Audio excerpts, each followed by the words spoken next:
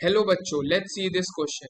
Which one is the most likely structure of CrCl3.6 water if 1/3 of the total chlorine of the compound is precipitated by adding AgNO3?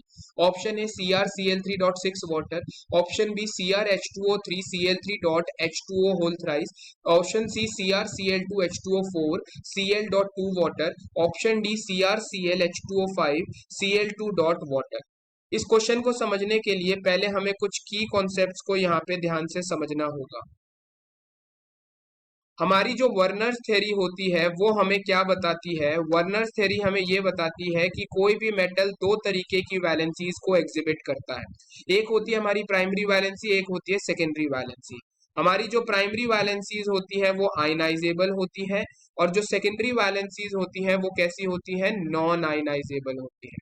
और primary valency जो होती है उनको सिर्फ negative ion satisfy करते हैं और secondary valency को हमारे पास नेगेटिव ग्रुप्स भी सेटिस्फाई कर सकते हैं और न्यूट्रल ग्रुप्स भी उनको सेटिस्फाई कर सकते हैं।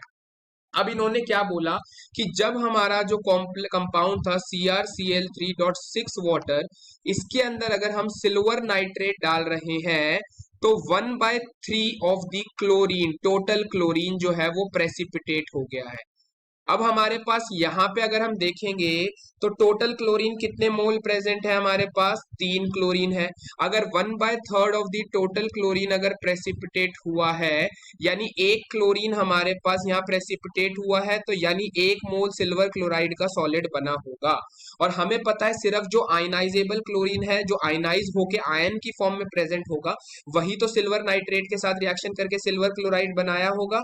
यानी हमारा करेक्ट स्ट्रक्चर कैसा देखने को मिलेगा? Cr, यानी एक क्लोरीन ही हमारा सिर्फ बाहर होगा, दोनों क्लोरीन बाकी के अंदर होंगे, यानी हमारे पास 2 वाटर मॉलिक्यूल बाहर होंगे। तो यानी हमारा कॉम्प्लेक्स कुछ ऐसा दिखेगा। इसमें एक ही क्लोरीन ऐसा है जो आयनाइज हो सकता है। अगर मैं इसको आयनाइज कराऊंगा तो ये क्या बनाएगा? CrH2O4 Cl2, यहाँ पे कैसा आ जाएगा? +1 प्लस एक क्लोराइड आयन आएगा। अब ये एक क्लोराइड आयन एक सिल्वर नाइट्रेट मॉलिक्यूल के साथ रिएक्शन करेगा तो 1 मोल सिल्वर क्लोराइड का क्या बनेगा? सॉलिड प्रेसिपिटेट बनेगा। ठीक है जी। यानी हमारे को ये चीज यहाँ पे क्लियर हुई कि एक ही Cl, हमारा जो ये वाला Cl है जो प्राइमरी वैलेंसी को रिप्रेजेंट कर रहा है, सिर्फ यही क्या होगा? आयनाइज होगा। तो 1 मोल Cl अगर आयन की फॉर्म में प्रेजेंट है तो 1 मोल सिल्वर क्लोराइड की प्रेसिपिटेट बनेगी और ये दोनों Cl सेकेंडरी वैलेंसी को रिप्रेजेंट कर रहे हैं। यानी हमारा करेक्ट स्ट्रक्चर कैसा हो जाएगा? करेक्ट स्ट्रक्चर हो जाएगा option C, CrCl2H2O4 Cl.2 water. I hope you understood it well. All the best, thank you.